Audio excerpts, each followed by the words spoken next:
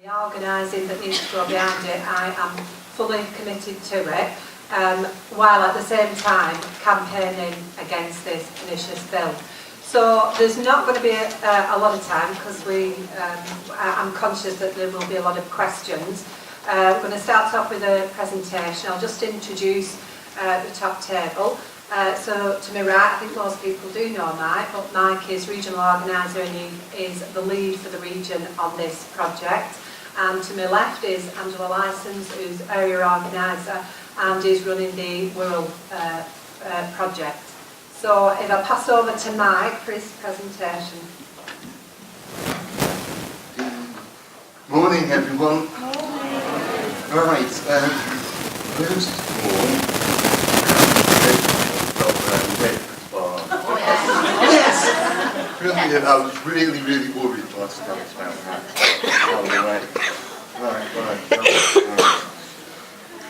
Right, what this is about is Angela and I outlining what we've done in the region on Switch. Now, you know obviously about the bill, it's in the laws at the moment. What we don't know is whether clause 14, that's about don't cast, will be in the bill at the end of the Lords. Even if the Lords made amendments to the bill on clause 14, it then goes to Parliament. Let's remember, it's not the Lords that make the law, it's the government in Parliament. So my reckoning is that even if the Lords make amendments in our favour, when we get to Parliament, the odds are they will ignore those amendments. So the region has been working for the last 6 months on the ground in Wirral and Bolton local government and health branches in order to make sure this region, come April, is ready and eager, and we know what we're going to do and whether we can win. Now what I want to get over today is what the government wants to do is to take away our members' money from us. If we get less money or no money, we're not able to organise. But I've got a warning for the government. I know that we can win this argument. I'm going to explain why. Right. Everything we do in Wirral and Bolton is based on 4 things. 1, we absolutely guarantee that our members don't incur a double payment when we move them from don't cast, that's sort being paid through wages, onto direct debit. No double payment. The next thing that we do is we absolutely look after our members' bank details. Right? None of us would leave our bank cards lying around. Nobody would leave money around in the office. We do not leave our members' bank details and mandates around anywhere. We also always want to make it absolutely easy for members. When originally we went out asking members to give us their bank details, they were very worried. Oh my goodness, what do I have to do? I've got to ring payroll. I've got to go to the bank. I've got to fill a big mandate out. When do I move everything over? No, member. We will do all that for you. So we make it easy. All we want a member to do is trust us, give us their bank details. We look after all of that and deal with all the direct debits. All of this switch goes back to what the clause 14 is about. 14 is about denigrating union membership, making sure that vulnerable workers don't have the backup of a union. Well, we're going to show them different. Go on, John. Yeah. Go on, one more. Oh no, back. Don't spoil it. Don't spoil it. Right, let's go back to Wirral and Bolton. What we've done in the region is in 6 months, from October to April this year, we have wanted in health and local government to move over, I'm going to give you a lot of tax figures now, 11,500 members from DOCAS onto direct debit. What does that mean over 6 months? And 6 months, 30 weeks. It means that every single week those 6 months, Wirral and Bolton organisers and activists must switch 400 members every week, every single week. Now at the moment, in this 6 months, we are actually averaging 50% of that week target. So rather than getting 400 a week, we're getting 200 a week. Now, if you go back to what Nick outlined, that overall in PCS, they got, I think, 85%. Let me just explain what this 6 months mean. When the bill comes in, if you've got to roll this out, we'll be given either 12 or 18 months by which we can actually switch all of our members. So let's think about it. Wirral and Bolton, we were switching 200 a week. That's only 50% of what we need to do in 6 months. But if we spread that target over 9 months, what does it mean? It means that we will be getting now each week 70% of our target. If we did this over a year, and we're getting 200 members a week, our target would be 200 members a week, therefore over a year we get 100%. Yeah? That's the logic of it. I'm not making it up, it's the reality, and I'll explain a bit more. So, at the moment, in week 19, 30 weeks, we, Wirral and Bolton, between us all, switched 3,574 members. That's a massive sum to do. Alright, Mike, we've still got another 8,000 to do by the end of April, but we're working on it. Now, when we went out originally in October, all we were doing were, please give us your bank details, we need to switch. What we learned in the first few weeks is that we were actually in workplaces, yeah? Not just going to see our members in workplaces, but in workplaces with non-members and members. And as a result of us being physically out there on an issue, which was the issue being the switch, non-members were interested in switch. They saw about UNISON. Do you know, in those 19 weeks, we've recruited 1,028 new members. 1,028. So not only have we switched nearly 4,000 members, we've got an additional 1,000 members. I think that's damn good going. What does 1,000 members mean over those 19 weeks? If we look at the 4 branches in Wirral and Bolton, every single week we are bringing in 55 members for those 4 branches.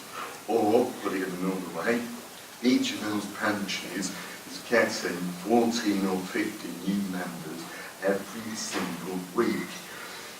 I can go on with the maths, but if you multiply 15 every week by 52 weeks, then each of those branches at the end of the year will end up with 760 more new members each. That's the maths of what's going on. Now, alright Mike, that's brilliant, you put a lot of resources into Wirral and Bolton, will it work anywhere else? Actually, it will, right? So what we've done, we wanted to know whether what we're doing in Wirral and Bolton will in fact work anywhere else. So we've expanded to a range of other branches. I'm going to give you an example of Stockport local government branch. They've been switching for only 7 weeks. Remember all the figures I've just given you in Wirral and Bolton. In those 7 weeks, we've switched 600 members. You have to get calculators out. 600 members have switched. And also, we've recruited 148 new members. That, for Stockport, is 21 new members every single week. 21, 21, 21. So what I'm trying to get over is, the way that we've done it in Wirral and Bolton, we know it works. Yeah? It's a long road, but we know it works. We now know as a region, come April, we can roll that out to all the branches in this region and deliver the same level of switch amounts and the recruitment amounts. If, as Nick was saying, they dropped 15% of their membership, they've lost £3 million. We in this region are not going to lose members, we're not going to lose money. Why? Because even if we don't switch 100% of our members, and let's say any member we speak to about switching, nobody refuses. They understand what's going on and they want to stay in UNISON. So even if we only do switch like the PCS, 85%, you work out the maths on the new members that we're bringing in every 3 months. It's phenomenal. Right, that's what we've been doing in Wirral and Bolton. Angela, in a little while, will explain what it's like doing it on the ground. At the end of that, it's about where do we go from April forwards. I just want to give you an idea of what the scale of what's involved.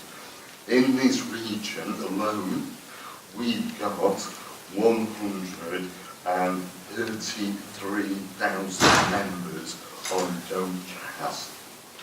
That's an immense amount. In the bill, what the bill's about is any public body that operates the Doncaster system is in the bill. Anyone like a voluntary body or a private firm, those bodies are outside of the bill. So let's have a look at the maths again. We've got 133,000 on Doncaster. I've actually deducted the voluntary bodies and the private bodies, and that's brought it down now to 126,000. And there'll be a lot more that we'll be able to whittle down. So, but either way, we're looking at over 100,000. Now, if we look from April to April, that's about 3,200 members we would need to switch every single week in the region. Now, Wirral and Bolton, everything was done manually. I use the word manually, right? No electronic communications, no telephoning members, no mass emailing, no mass postage to members' homes or anything. All these switches and recruitments have been based on workplace visits. But obviously going forward we need to build on workplace visits. Why? Because us in this room and us in this region, we're never going to be able to get round 100,000 members. So we've got plans to build on what we've done. Right, that's a joke, by the way, Mike's too. I always get ragged in the office about this, but what I wanted to do in Wirral and Bolton for the region is to give all organisers and all activists a ready-made, how do we do it, Mike? Yeah? What do we do? What's the first stage? Planning, preparation. What do we do about going out to switching members? What's involved? What about all publicity? All of this, all the guidance within Mike's toolkit. So if you're lucky, in April, every one of you will get Mike's toolkit. Angela now will explain the realities and enjoyment of switching and recruiting on the ground. Thanks, Angela. Worked on the National Probation Service where we had to switch 300 members. And I learned a lot. I walked into a workplace and I'd had my little list with me and I thought I could just tick people off that list and fill out a form and that was it. Oh my God, that was a year ago and I've learned a lot in that year.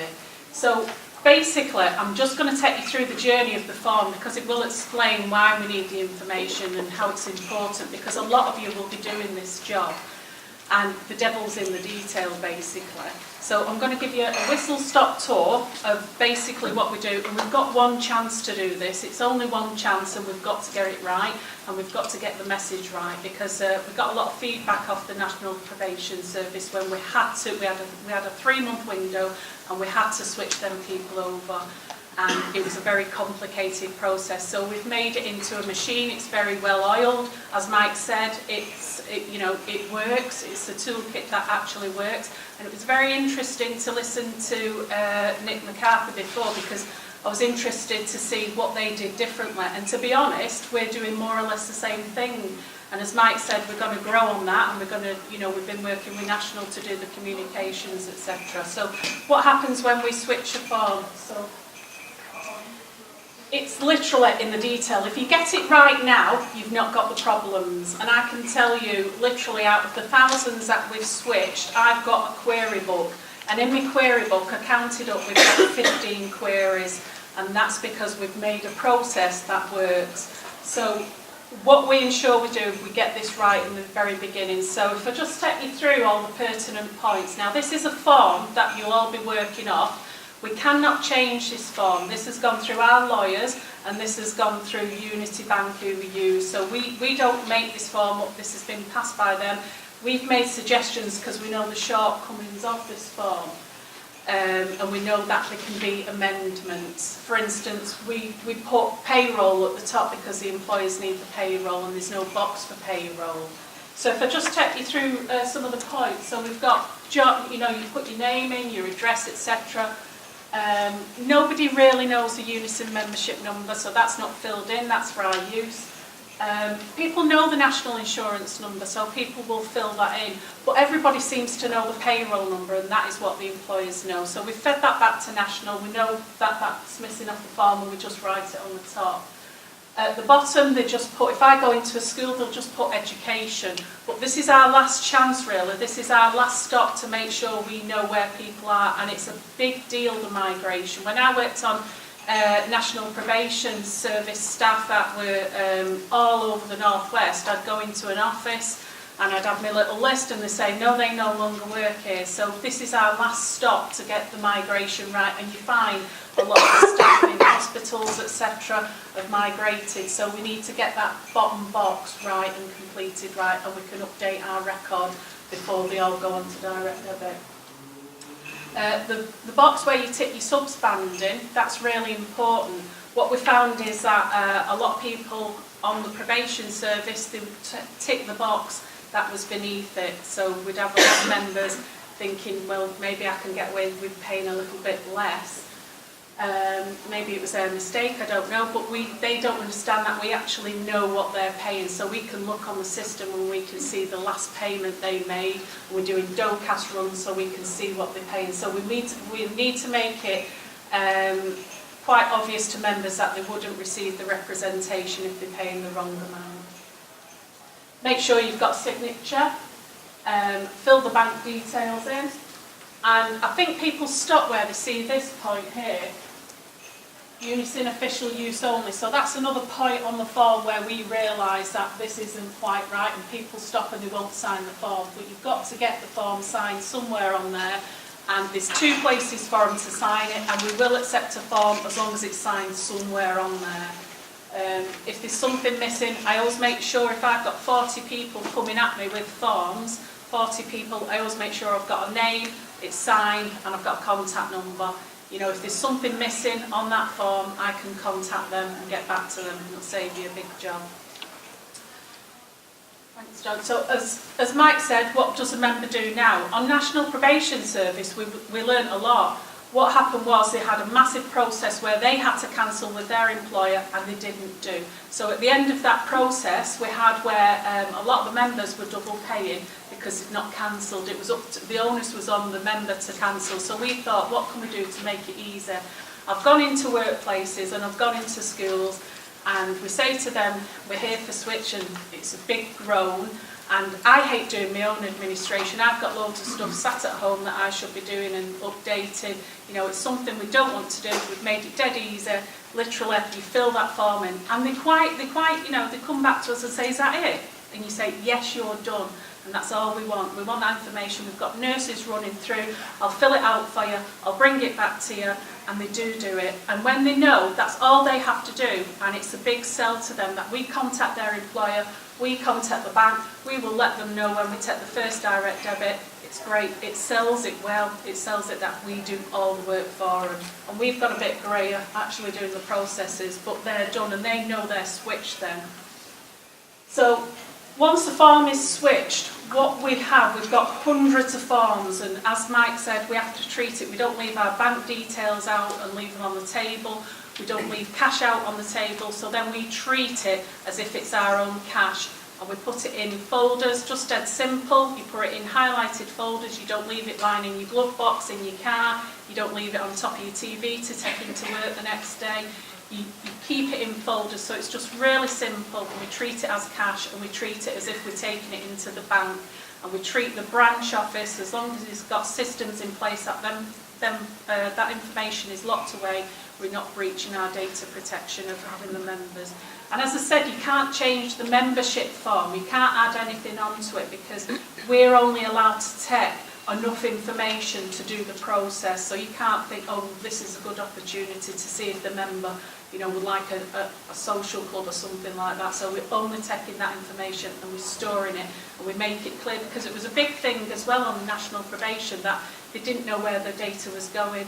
And if we make it clear to them that it's secure and safe and, you know, it's locked away and we keep that information, then they're more likely to give it to you, because they do. That's a lot of the questions that they do ask you. And you find that is a lot of people say, what happens now? What, you know, where does this information go? And if you reassure them that it's kept safely, so we take it to the branch and then we process it. We go through the processes and make sure it's completed, and we transport it there.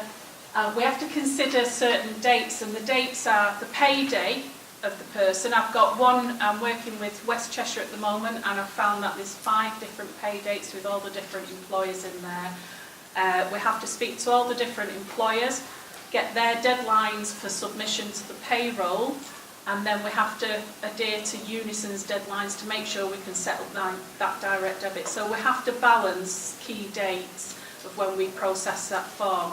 So what I generally do is I have a chart made up, and so all the organisers know that when they're going out, they're having the conversations. That'll be, if you switch today, that'll be your last payment you're going to make through your wages. Then we'll set up the direct debit. They generally get in a window, so that also sells it to them that there's a 6-week period before we actually first collect them, because UNISON currently at the moment have only 2 collection dates. They are bringing another collection date in, but it's a big long process. It's very expensive for the union to set it up, so you might get problems where they say, well, Unite's got 4 collection dates.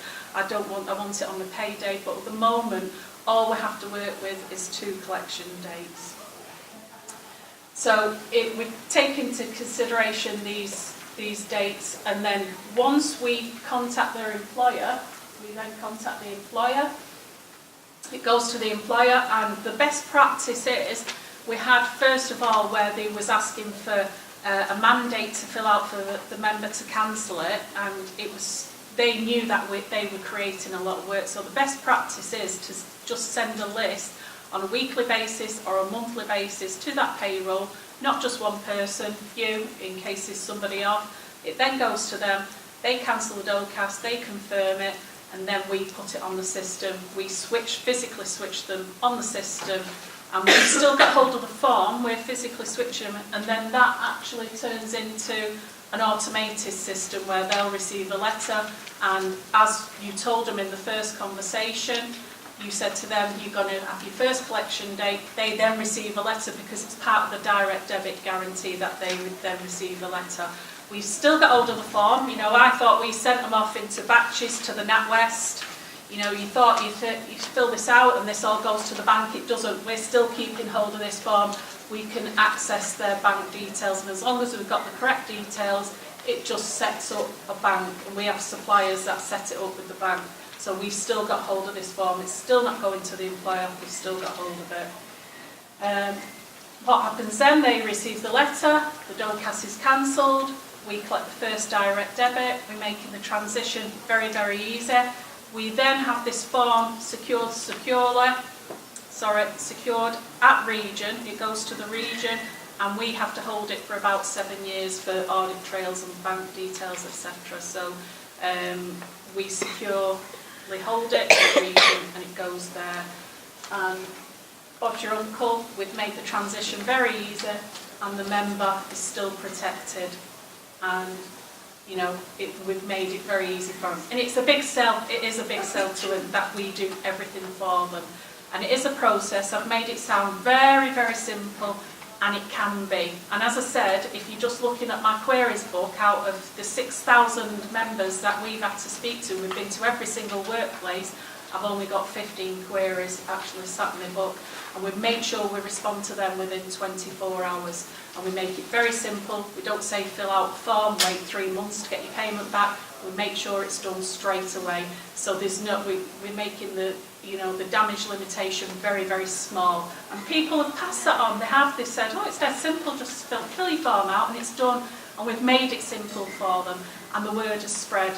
And we actually get all of them through the post now. There's, you know, and as Mike said, the new members just come with it. And if I'm honest, we don't make an effort for them.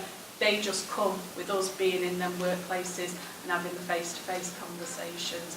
I'll pass you back quickly to Mike because we're catching up on time. Yeah. Easy. Yeah, well, honestly, it's a lot more straightforward. Right, what if April comes and we've got to roll out, what will we be doing? We will be not joining any new members by DOCAS. From April, every new member will be only on direct debit. That's exactly what we've operated in Wirral and Bolton. Because it was bonkers, really, if we were going out to switch members, that those people who were newly joining us, that they were joining by DOCAS. So there's a moratorium in Wirral and Bolton, and all new joiners joined by only direct debit. And that's very important. Why? In each branch within the region, you'll find that 75% of your branch membership is on DOCAS, and only 25% is on direct debit. So to give you an example, in Bolton Health, by having a DOCAS moratorium, what's it done? It's moved that ratio the other way round. So at day one in Bolton, only 17% of its membership were on direct debit. Today, 59% of its membership is on direct debit. And that's as a result of the moratorium, getting new members in and switching members over. There will be a national strategy. I won't run out of time now to deal with this. But basically, that will give us a lead-in within the region whereby we'll be able to organise, mobilise all of our organising staff and activists in a structured way throughout the region. Now, I just really want to get this over to you. What Angela explained as being the nightmare scenario in order to make things easy. What we're going to do from April is not have a worry each week manipulating around dates like payroll dates, direct debit collection dates, all the rest of it. What we're going to do from April is simply go out and collect the members' forms. Yeah? We will then log all those members' forms on RMS and on Warms. We're not going to do any immediate direct debit processing. All that will be done on bulk, en masse, at the end of the year or at the end of 9 months. The reason being, as a result of all the lessons we've learned, we've been able to get the National Union to amend electronically the RMS and WARN systems. So now, going forward, we can put all that data on the system, write to the member, let them know we've got your information, we're not doing anything at the moment, we will be notifying you going forward when we will be moving you over from Debit to direct debit. So much easier. Why? Every week our organisers, every single week, spend 60% of that week doing all this planning, preparation and transaction.